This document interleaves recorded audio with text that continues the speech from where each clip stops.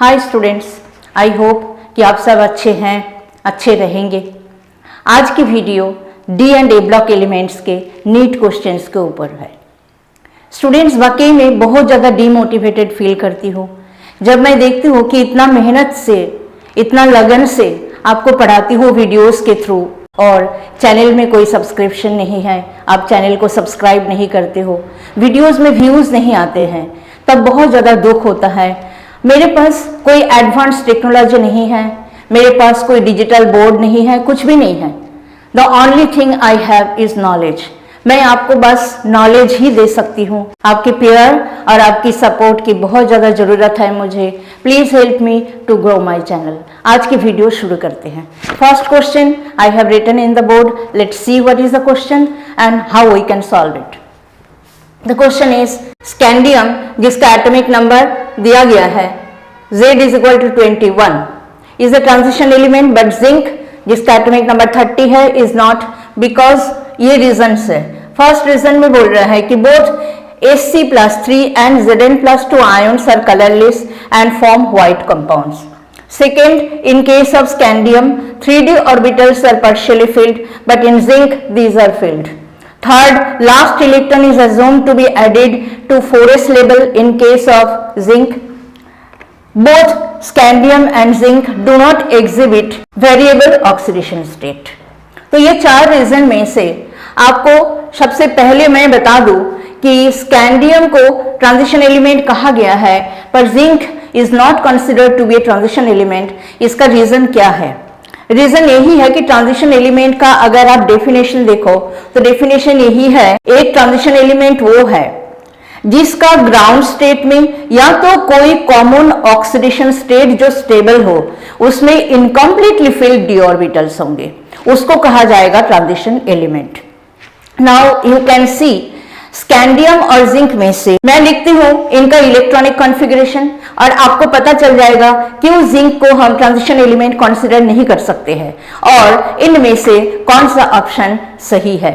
ये है स्कैंडियम का इलेक्ट्रॉनिक कॉन्फ़िगरेशन जिसका एटॉमिक नंबर 21 है। इट इज आर्गन कोर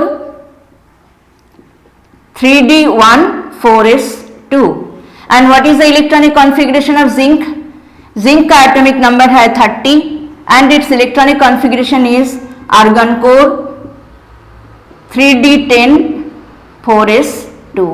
आप देखिए, अकॉर्डिंग टू डेफिनेशन या तो एलिमेंट का जो ग्राउंड स्टेट है वो ग्राउंड स्टेट में उसका इलेक्ट्रॉनिक कॉन्फ़िगरेशन ऐसा हो कि जो डी ऑर्बिटल है वो इनकम्प्लीटली फिल्ड हो।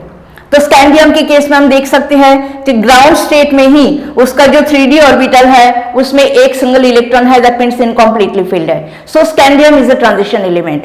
और जिंक के केस में ये तो इसका ग्राउंड स्टेट में इलेक्ट्रॉनिक कॉन्फ़िगरेशन है, 3d orbital you can see it is completely filled. और जिंक का जो most common and stable oxidation state है वो है +2 ऑक्सीडेशन स्टेट। तो Zn+2 ऑक्सीडेशन स्टेट में what will be its electronic configuration? Argon core 3d10, 4s से 2 electron ये लूज करेगा, +2 ऑक्सीडेशन स्टेट में ये होगा इसका electronic configuration. And you can see in the ground state as well as in the most common and stable oxidation state of zinc जो कि +2 है, उसमें उसका जो डी ऑर्बिटल है वो कंप्लीटली फिल्ड है and that is why zinc is not considered as a transition element. So इनमें से which option will be correct? Option B will be the correct option, जिसमें कहा गया कि in case of scandium 3d orbitals are partially filled but in zinc these are filled. So this is how we have solved question number 1. The next question, students. The next question is, which of the following ions has electronic configuration? This one, argon core 3d6. आपको ये ions में से choose करना है Na+3, Mn+3, Fe+3 और CO+3। आपको atomic numbers Mn, Fe, CO, Ni इन सब का एटॉमिक नंबर्स आपको दे दी गई है। आपको क्या करना है, एक एक आयन का इलेक्ट्रॉनिक कॉन्फ़िगरेशन लिखना है और उसके बाद आपको मैच करना है कि ये जो आर्गन कोर 3d6 ये जो कॉन्फ़िगरेशन है ये इनमें से किसका होगा। हम लिखते हैं सबसे पहले Na+3 आयन है तो Na का atomic number is 28 and its electronic configuration is argon core 3d8 4s2। So what will be the electronic configuration of Na+3 ion? it will be argon core and 2 electrons from 4s and 1 from 3d, so it will be 3d7. so ये होगा Na+3 ion का electronic configuration. Next हम चलते हैं Na+3 के बाद Mn+3। Mn जिसका atomic number है 25, electronic configuration is argon core 3d5 4s2। So Mn+3 ion का कॉन्फ़िगरेशन हो जाएगा आर्गन कोर 2 इलेक्ट्रॉन 4s में से, 1 इलेक्ट्रॉन 3d में से, so it will be 3d4. This will be the electronic configuration of Mn+3 ion. Then we are coming to Fe+3. so Fe का electronic configuration atomic number इसका 26 है, so electronic configuration is argon core 3d6 4s2। so Fe+3 का electronic configuration क्या हो जाएगा, argon core 2 electron 4s में से, 1 electron इसमें से 3d से, so it will be 3d5. Now the last one that is CO+3 cobalt जिसका एटॉमिक नंबर 27 है, इसका इलेक्ट्रॉनिक कॉन्फ़िगरेशन है argon core 3d7 4s2। So you see कोबाल्ट+3 आयन का इलेक्ट्रॉनिक कॉन्फ़िगरेशन हो जाएगा argon core and 3d6, 2 electron 4s से, 1 electron इसमें से 3d से, so it will be argon core 3d6। So कोबाल्ट+3 आयन का ही कॉन्फ़िगरेशन ये वाला होगा, सो ये वाला को टिक करना है आपने, this is the correct answer. So this is the solution of this question. Third question का आंसर करते हैं students. Identify the incorrect statement. Incorrect statement आपको आइडेंटिफाई करना है। फर्स्ट स्टेटमेंट क्या बोल रहा है, Cr+2 जिसका कॉन्फ़िगरेशन है D4 is a stronger reducing agent than Fe+2 जिसका कॉन्फ़िगरेशन में D6 कॉन्फ़िगरेशन होगा जिसका इन वाटर। बी में the transition metals and their compounds are known for their catalytic activity due to their ability to adopt multiple oxidation states and to form complexes. सही statement है ये, statement में कोई गलती नहीं है, बिकॉज ट्रांजिशन एलिमेंट्स का ये प्रॉपर्टी है कि transition elements and their compounds they act as very good catalysts, they form complexes, they are having so many other characteristic properties that you have learnt in the lesson. They show paramagnetism, they can form complexes, their complexes are colored in the ionic as well as in covalent compounds, so all these properties transition elements they have. So second statement is totally correct statement. Third statement में बोल रहा है कि interstitial compounds are those that are formed when small atoms like hydrogen, carbon or nitrogen are trapped inside the crystal lattices of the metals. ये भी सही है कि transition elements they form large number of interstitial compounds. Interstitial compounds क्या है ये भी आप जानते हो कि इंटरस्टिशियल कंपाउंड्स तो इस तरह से बनते हैं कि जब ट्रांजिशन एलिमेंट्स के जो क्रिस्टल लैटिस है जिसमें ट्रांजिशन मेटल एटम्स 3 डायमेंशनली अपने आप को अरेंज करते हैं, तो उस अरेंजमेंट के दौरान उनके बीच में जो स्मॉल स्मॉल वॉइड्स क्रिएट होते हैं, ये वॉइड्स के साइज ऐसे होता है कि जिसमें स्मॉल एटम्स जैसे कि हाइड्रोजन, बोरोन, कार्बन, नाइट्रोजन ये जो है टोटली बहुत ही अच्छे से फिट हो जाते हैं उसमें, और वो उसमें जो है फिट हो जाने के बाद ट्रांजिशन मेटल एटम के साथ इन स्मॉल एटम्स के कुछ टाइप का, एक टाइप का प्योरली आयनिक भी नहीं है, प्योरली कोवेलेंट में नहीं है, लेकिन एक टाइप का बॉन्ड फॉर्मेशन हो जाते हैं, और यही कंपाउंड्स को हम बोलते हैं इंटरस्टिशियल कंपाउंड्स। ये भी प्रॉपर्टी, ये भी कैरेक्टरिस्टिक प्रॉपर्टी जो है ट्रांजिशन एलिमेंट्स में ही देखा जाता है। तो this statement is also the correct statement. उसके बाद लास्ट स्टेटमेंट है कि the oxidation states of chromium in CrO4-2 and Cr2O7-2 are not the same. यही जो है इनकरेक्ट स्टेटमेंट है। इसमें मैं आपको करके दिखाती हूं पहले कि ये इनकरेक्ट स्टेटमेंट क्यों है। उससे पहले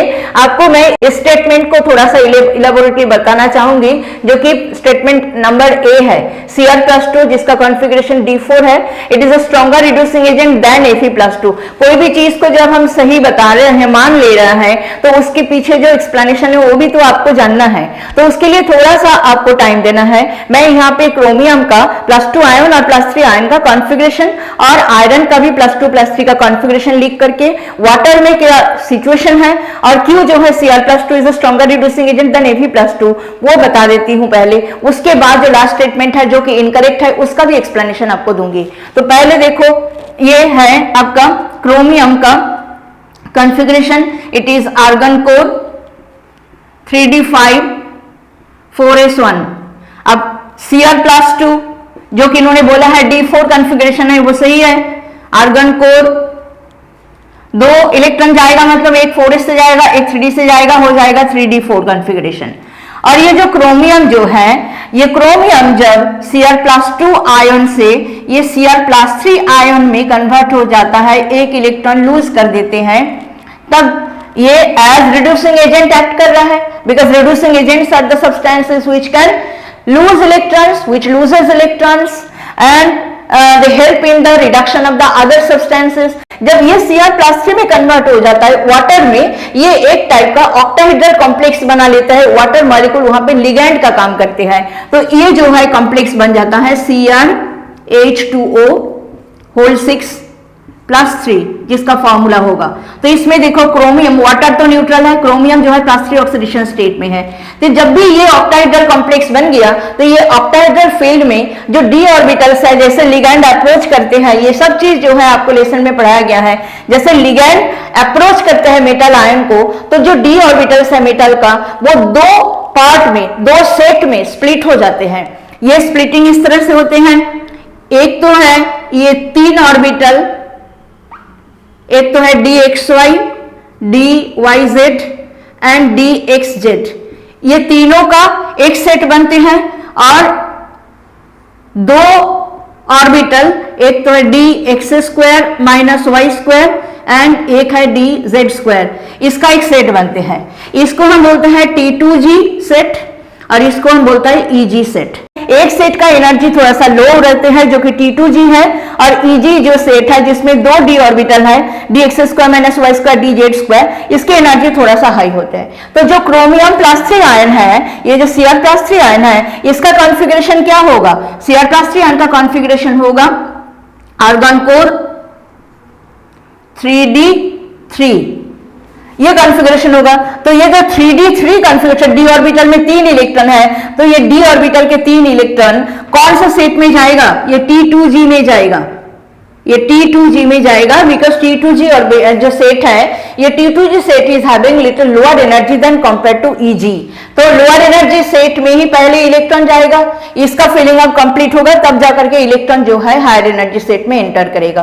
तो इसके पास 3 ही इलेक्ट्रॉन है, अनपेयर्ड इलेक्ट्रॉन। सो आपको पता है कि हंस रूल ऑफ मैक्सिमम मल्टीप्लिसिटी के अकॉर्डिंग ये तीनों ऑर्बिटल फिल होगा, एक एक करके इलेक्ट्रॉन होगा, and it is just exactly half filled. You can see T2g is exactly half filled, that is why जो Cr+3 है, ये Cr+3 हाईली स्टेबल कॉन्फ़िगरेशन वाला होगा, and that is Y Cr+2 का जो रिड्यूसिंग कैरेक्टर है वो Fe+2 से भी ज्यादा है। Fe का हम लिख के देखते हैं, Fe का केस में क्या हो रहा है, ये है Fe का कॉन्फ़िगरेशन। Fe का इलेक्ट्रॉनिक कॉन्फ़िगरेशन है आर्गन कोर 3d6 4s2, तो Fe+2 का कॉन्फ़िगरेशन क्या हो जाएगा? Argon core 3d6। तो Fe+2 भी क्या कर सकते हैं? वाटर में Fe+3 में कन्वर्ट हो जाता है बाय लूजिंग 1 इलेक्ट्रॉन। अब Fe+3 अगर बन गया तो Fe+3 आयन का कॉन्फ़िगरेशन क्या होगा? It will be argon core 3d5। आप बोलोगे 3d में 5 मिल गया, एग्जैक्टली हाफ-फिल कॉन्फ़िगरेशन है, तो इसकी स्टेबिलिटी भी तो हाई है। लेकिन यहाँ पे देखो जो Fe+3 है, ये Fe+3 आयन भी वाटर में यही कंपाउंड बनाता है जैसे कि क्रोमियम बनाता है। Fe+3 का ये कंपाउंड बनेगा वाटर में FeH2O6+3, इस टाइप का ऑक्टाहेड्रल कॉम्प्लेक्स जो है Fe+3 भी वाटर में बनाएगा, और ये कॉम्प्लेक्स में Fe का ऑक्सीडेशन स्टेट +3 है, और +3 में इसके पास d ऑर्बिटल में 5 इलेक्ट्रॉन है, दैट मीन्स इसका कॉन्फ़िगरेशन ऐसा हो जाएगा। T2g जो है, ये T2g है आपका, इसमें 3 इलेक्ट्रॉन होगा, और जो EG सेट है, EG सेट में 2 इलेक्ट्रॉन होगा, इस तरह से होगा। तो यहाँ पे देखो Fe+3 के कंपैरिजन में जो आपका Cr+3 है उसका ज्यादा स्टेबिलिटी है, because it is having T2g3 configuration जो कि एग्जैक्टली हाफ फिल कॉन्फ़िगरेशन है, लोअर एनर्जी है, एंड दैट्स व्हाई क्रोमियम+2 will act as a stronger reducing agent than compare to Fe+2। तो ये भी स्टेटमेंट सही है, ये वाला सही है, नंबर सी भी मैंने आपको बता दिया सही है। सो नंबर डी जो है गलत क्यों है, इनकरेक्ट क्यों है, उसका अभी हम करते हैं। नंबर डी में हम देख लेते हैं क्रोमियम का oxidation state as they are saying are not same, तो उसी को ही हम कैलकुलेट करते हैं। Cr O4 -2 में क्रोमियम का ऑक्सीडेशन स्टेट क्या है? आप देखो it is a complex ion, इसका नेट चार्ज है -2, तो क्रोमियम का हम X सपोज कर लेता है, तो X प्लस ऑक्सीजन का -2 होता है, -2 इंटू 4 ऑक्सीजन एटम्स, तो इसका सम टोटल क्या हो जाएगा? -2 के साथ इक्वल होगा। That means X - 8 will be equal to -2, so X will be equal to what? -2 + 8, that means it will be 6। तो आप देख रहे हो कि क्रोमियम का यहाँ पे ऑक्सीडेशन स्टेट क्या है? +6। अब हम चलते हैं Cr2O7 में, Cr2O7 -2 आयन में। इसमें देखो क्रोमियम का अगर हम X सपोज कर लेता है तो X इंटू 2 हो जाएगा, तो 2X, और ऑक्सीजन का -2 करके 7 ऑक्सीजन एटम्स, तो ये हो जाएगा -14, और इनका sum total will be equal to -2, so 2X will be equal to 12, so X will be equal to 6 again. So यहाँ भी क्रोमियम का ऑक्सीडेशन स्टेट क्या है? +6। तो ये वाला स्टेटमेंट इसीलिए गलत है। They are saying oxidation state of chromium in these two ions are not same, but they are same, so this is the incorrect statement. In this question students आपको matching करना है। Match the metal ions given in column 1 with the spin magnetic moments of the ions in column 2। तो सबसे पहले तो हम बता दें आपको कि स्पिन मैग्नेटिक मोमेंट का कैलकुलेशन का फॉर्मूला क्या है।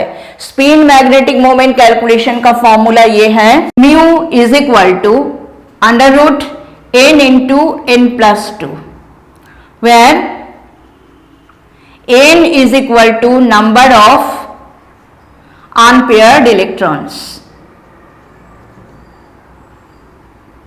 ये फॉर्मूला है स्पिन मैग्नेटिक मोमेंट कैलकुलेट करना।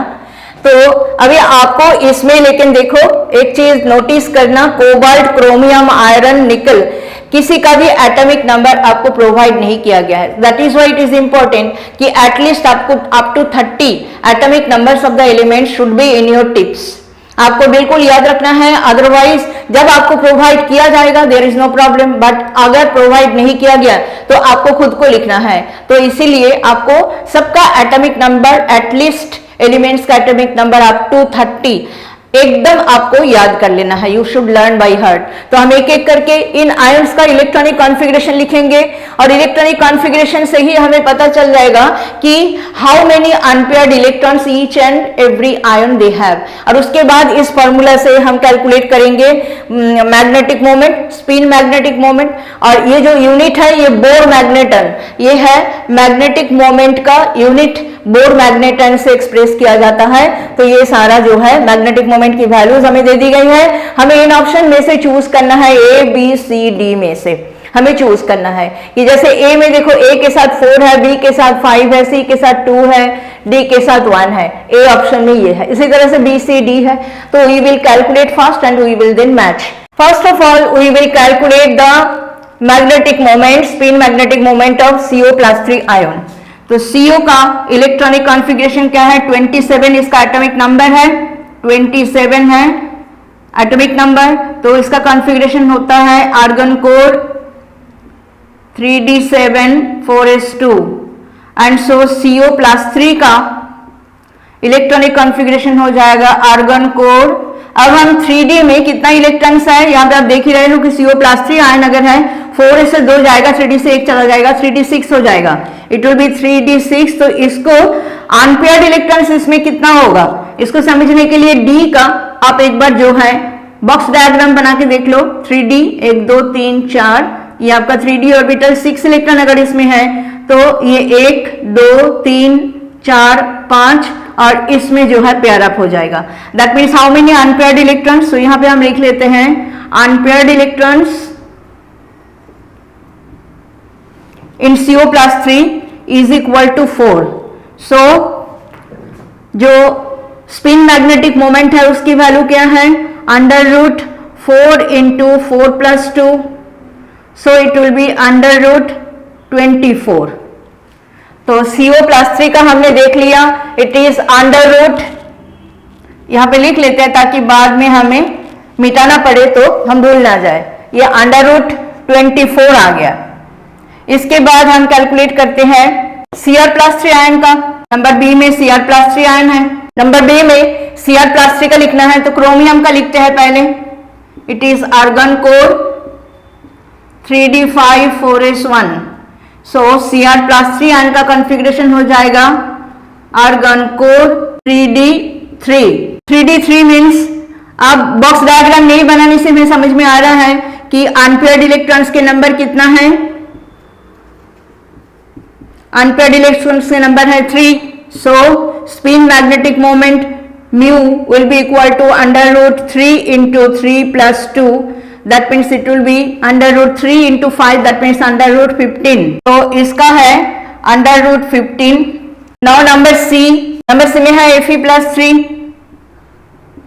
तो Fe का लिखते हैं पहले। Fe का कॉन्फ़िगरेशन क्या है, आर्गन कोर 3d6 4s2। सो Fe+3 का कॉन्फ़िगरेशन हो जाएगा आर्गन कोर 3d5। तो यहां पे भी देखो बॉक्स डायग्राम अगर 3d का बनाते हो तो 1 2 3 4 ये 3d ऑर्बिटल्स है, तो 5 है, मतलब 1 2 3 4 एंड 5। सो 5 अनपेयर्ड इलेक्ट्रॉन्स 5 है। So what is the value of mu, √5 into 5 plus 2, that means it will be 5 into 7, that means √35। so this is √35। number D next, it is nickel +2 ion, Na+2। तो nickel का electronic configuration क्या है, atomic number nickel का 28 है। So it is argon core 3d8 4s2। So Na+2 का configuration हो जाएगा argon core 3d8। so that means 3d बना लो ऑर्बिटल 1 2 3 4। so 3d8 means ये 1 2 3 4 5 6 7 8। so how many unpaired electrons, 2।